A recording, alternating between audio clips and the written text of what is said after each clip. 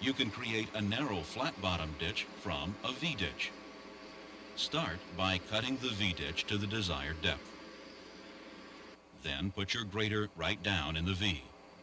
Use the backslope to keep the front tires from sliding off the desired line. Move the center shift link bar one hole off-center, away from the ditch. Place the moldboard toe inside the front tire to the desired width and cut a secondary V-ditch about the same depth as the original.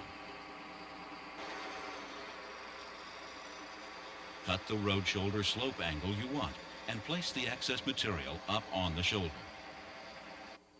Move the windrow to the center of the road and smooth the shoulder. Now, move the center shift lock pin 2 positions from the center toward the ditch.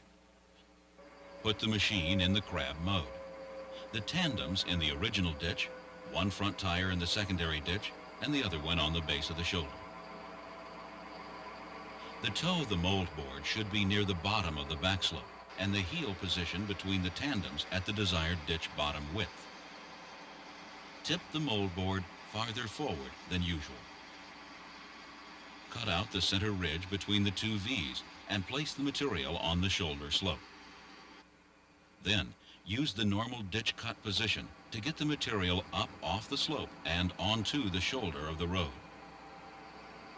Use a steep moldboard angle to move the material up the slope in 1 or 2 passes.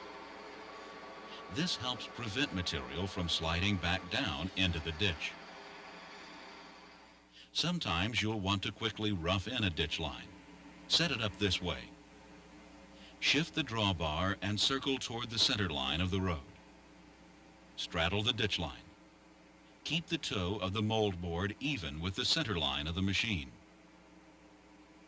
You could cut deeper to an approximate depth, but you sacrifice some control of the slope and the bottom of the ditch because the tandems are running on uneven surfaces.